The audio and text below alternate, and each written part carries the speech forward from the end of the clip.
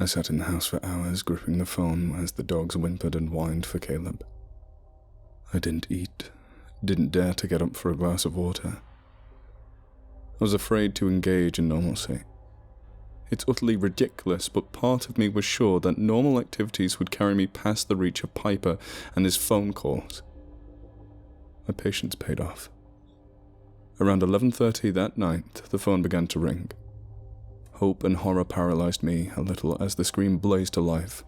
Small dim letters spelled out the word, operator. I answered. The voice, familiar by now, almost beautifully brisk, said, "Operator, I'll connect you now." Static, soft beeps, and a clunk. Then, "Good evening, Tyler." Piper's wheezy, amused voice crackled in my ear.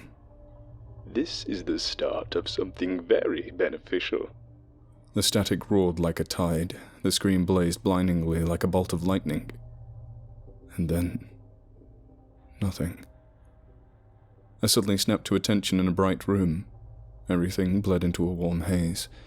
Cheerful colors and playful decorative flourishes. Bright daylight streaming through half a dozen windows. I felt warm, heavy wetness, soaking through my clothes, sticky dampness on my face and arms.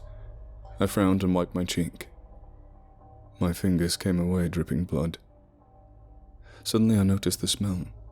Heavy and ripe, meaty and terribly sweet. It seemed to bloom in the air, growing thicker and heavier with every second. I imagined it crawling down my throat, wriggling like a giant caterpillar.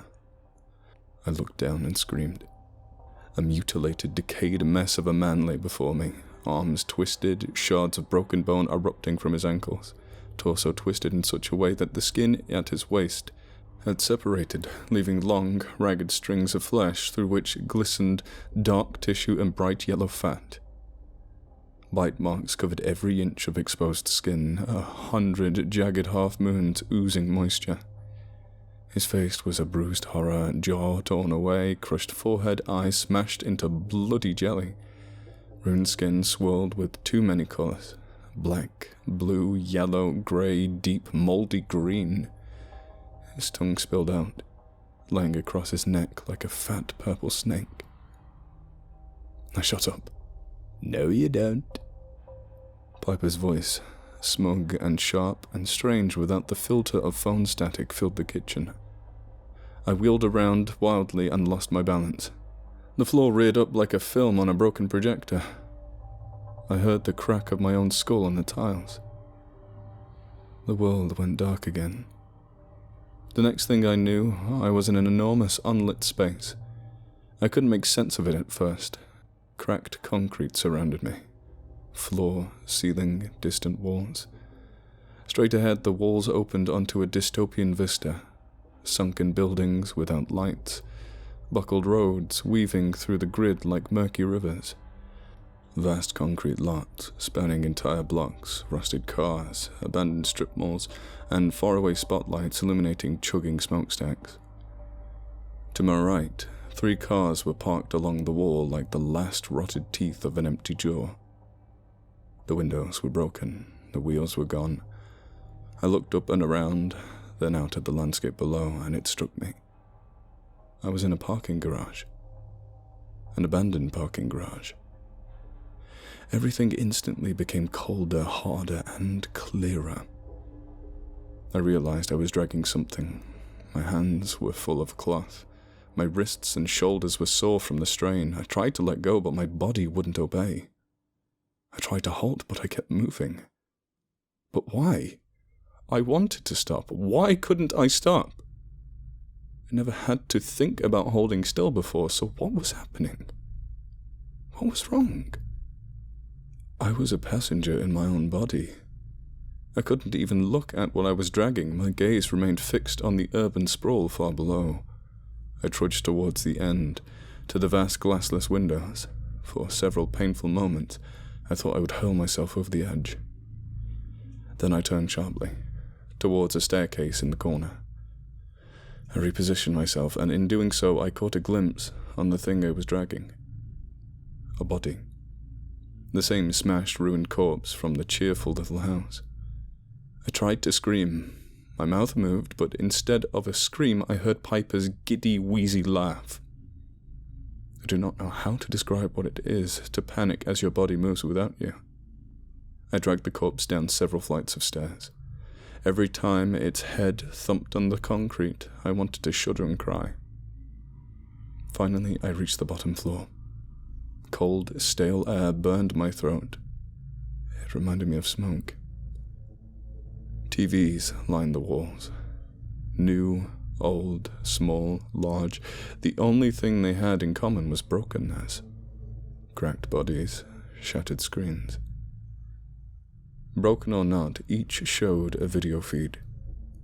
I passed one television set with no screen, just an empty hollowed frame with dull broken glass.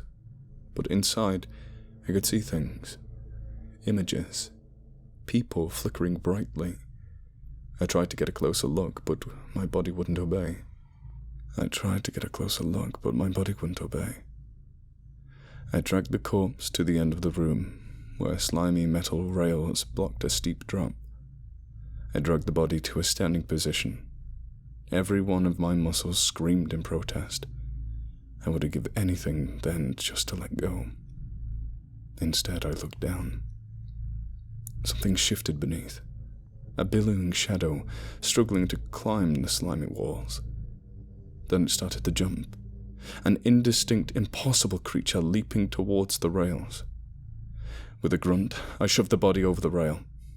The shadow exploded, enveloping the corpse to its waist. The dead man suddenly convulsed, as if electrified. Then he screamed. He reached upwards, broken wrists flopping. He looked up as those jellified eyes exploded. Cold, viscous fluid patted my face. I struggled to open my mouth. To my shock, it did. Then Piper's laugh filled the garage. The dead man flailed, screaming as the shadow consumed him. Except it wasn't that simple. The shadow was absorbing him, yes, but the man seemed to be absorbing the shadow, creating a nightmare entity of smoke and rot. Piper laughed again. This time I felt my tongue moving, felt the air leaving me, saw the white cloud of my breath in the air. And I realized it was me. I was laughing in Piper's voice. I reached into my pocket and extracted the phone. I watched, dumb and helpless, as my fingers dialed Caleb's birthday. The operator picked up immediately. In a meek voice, she said, "You honor me, sir. I'll connect you now." The familiar sounds filled my ear. Then the phone clicked. Piper's voice issued from my mouth. "Caleb!" Caleb's whimpering filled my ear. Then I heard something else. A deep, rumbling growl that momentarily drowned Caleb's cries. "Caleb, come now. Don't you want to talk to your friend Piper?" No answer. "This is ridiculous. Don't you have anything to say to me?" I strained to hear my brother's voice. All that came was silence. "Well, if you don't want to talk to me, maybe you'll talk to your brother." "What?" "He's right here. Don't you want to talk to him?" No answer. "Oh, that's right. I clucked my tongue. Just as I can't express the sensation of someone controlling a body, I can't describe the visceral horror of someone that isn't you clicking your tongue. "I forgot all about your strictures. Good boy for remembering. So, how about this, Caleb? You can't talk to Tyler, but Tyler can talk to you." My body turned to the closest TV, a 90s-era Sylvania. It showed a dark, earthen room with dirt walls and strange flowers. Caleb stood in the middle, holding stock still. His eyes were so swollen, he looked like he had been beaten up. Tear tracks glistened in the dim light. Behind him, a huge shape prowled. It kept lunging at him, but the closer it got, the slower it became, like it was pressing against a thick membrane. Each time it pushed, the membrane stretched outward like a huge cloudy bubble. Finally, enormous claws inches from Caleb's back. It froze. The membrane apparently had a limit. The creature drew away, multitude of eyes glinting like alien constellations, and melted into the darkness. "Caleb!" Caleb bolted. The monster lunged, and as I watched, its claws cut through that cloudy membrane. "Caleb, no! It's behind you! Behind you!" Caleb began to cry, but he squared his shoulders and held perfectly still. The beast froze again. The membrane thickened and forced it away, pushing its claws back. "Caleb, where are you? What did you do? What's happening?" I screamed and begged. I searched the room, scanning for doorways or stairwells, anything that might lead to him. I even pressed myself against the railing and looked down. The ruined corpse blubbered and twitched below me, whimpering as tiny ropes of shadow drove upwards through his pores. "Where are you? Tell me where you are, Caleb!" Suddenly, I couldn't move. I couldn't speak. Couldn't even blink. "Calm down." Piper's voice issued once more from my own mouth.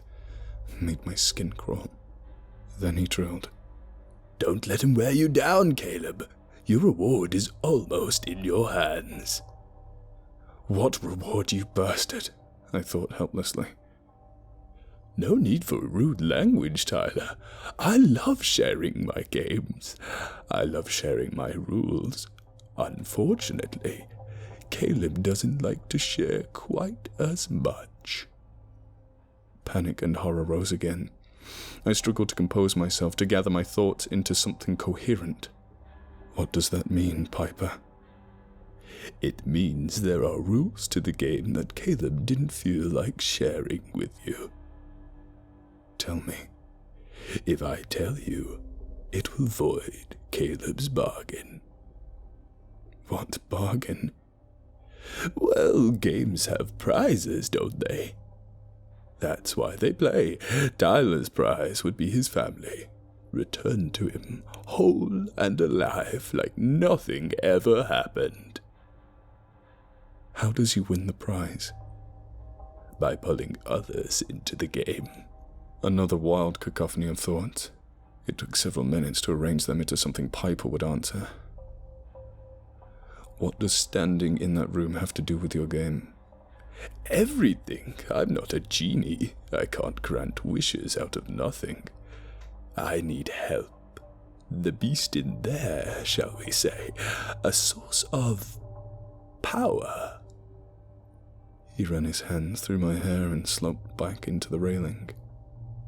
The eyeless corpse flopped weakly as shadows spilled, thick as smoke, from his mouth and sockets.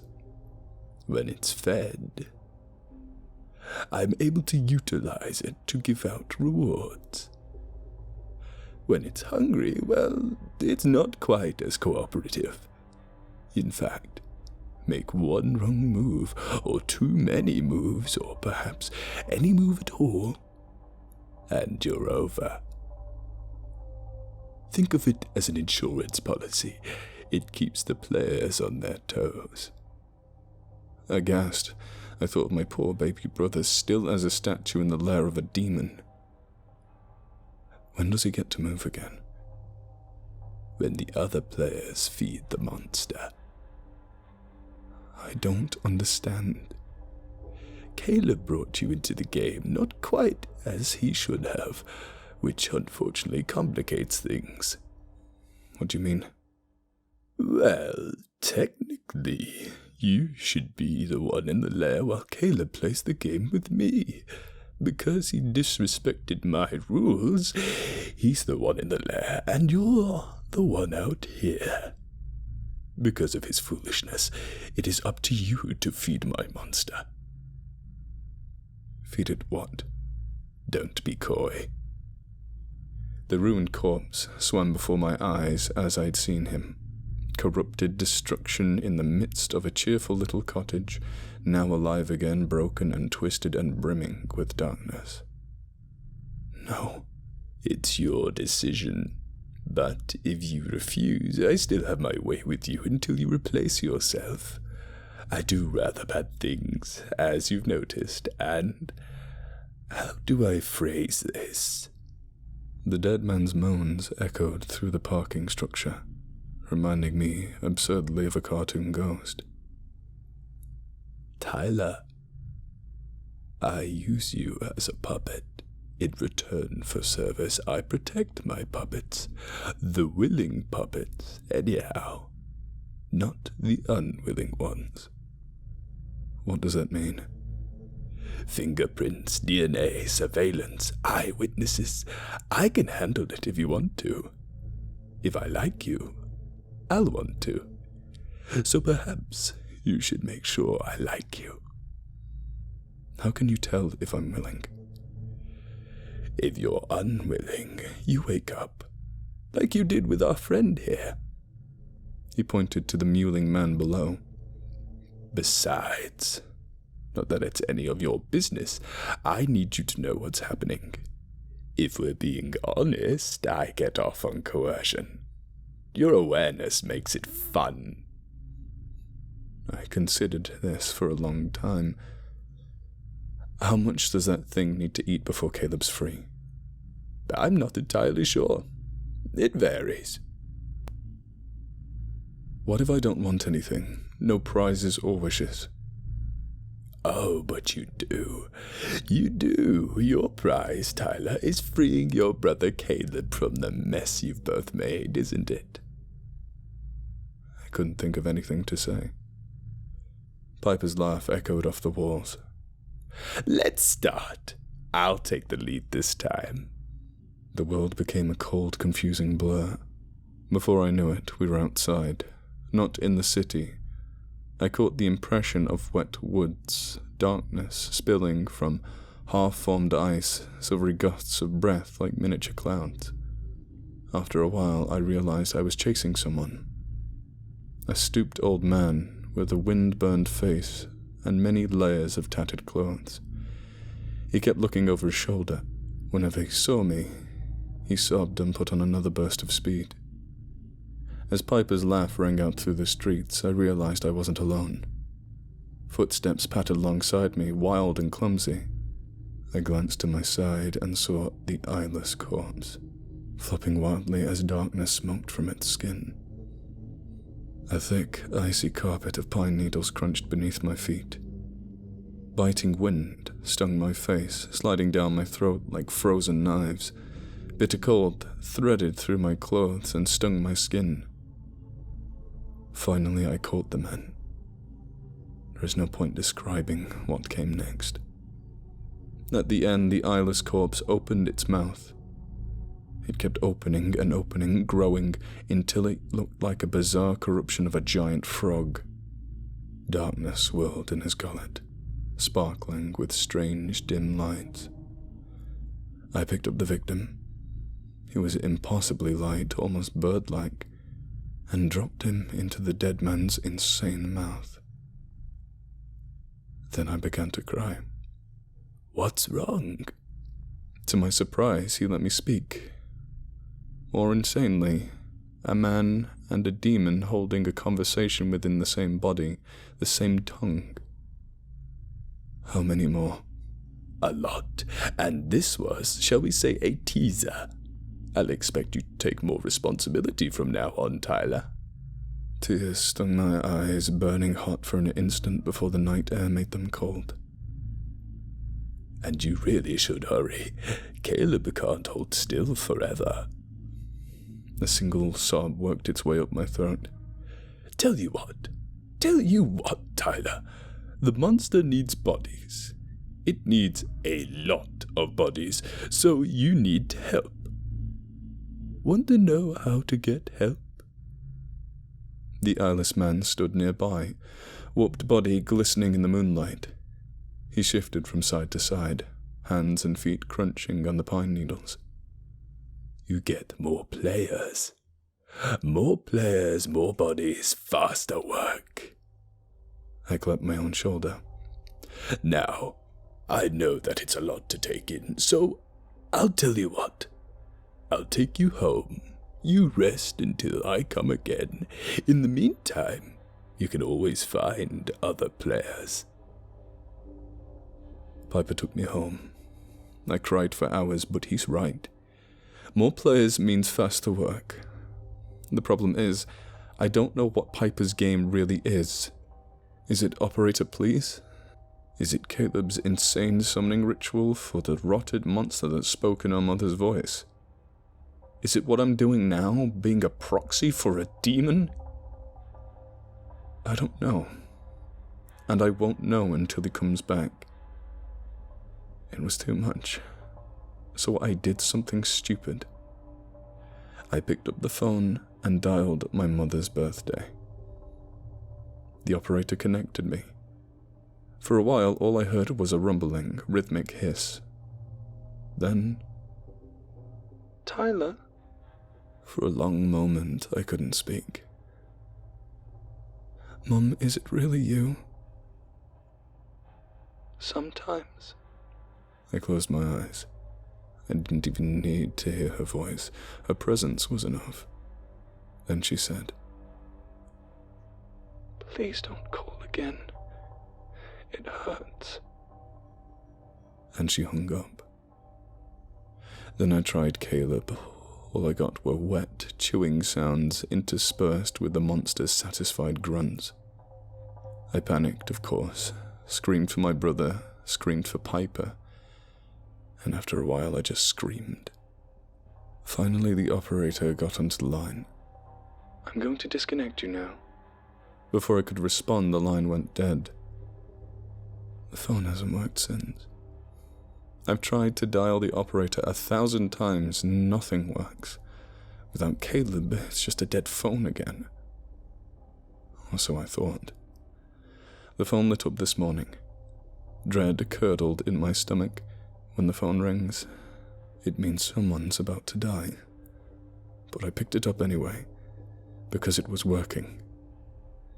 After this, I could call Caleb again. I closed my eyes, grit my teeth, and answered. Please, I need your help. Where are you? I asked helplessly. I can't tell you until he's gone again. Piper? Yes, you idiot. The caller took a deep breath. If you find me, I can help you, but Piper can't know. You can't let him know. That means you can't let him inside you. I won't. But tell me where you are. I will when he leaves. Caleb's alive, so do what Piper says for now. And keep the phone on you. The phone went dead. I have several problems here. I don't actually know if Caleb is alive. I don't know if I can trust the caller. And that's not the worst part. The worst part is, I can't let Piper know this person called. This means I can't let Piper possess me. But I still have to do what he says. I have to follow the instructions of a mass-murdering demon without the benefit of a blackout. I don't know if I can do it. Not even for my brother. So, on the off chance anyone's a psychopath who really needs a wish this holiday season, you can find the instructions that started everything right in the description. I don't recommend it, but I figure it's worth a shot.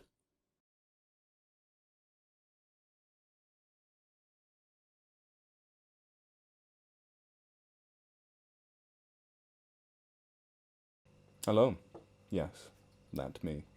Thank you for watching. Now, if you enjoyed this story, and others created by Dopabeane, be sure to check out their channel. Also, they've released a book on Amazon that is available, so please check that out and maybe buy one, or two, or three. Christmas is coming up, in fact. So, maybe just one for your mum, one for your dad. Anyway, again, thank you, and please, always check out the authors. I cannot state this enough. They're very talented people. Goodbye.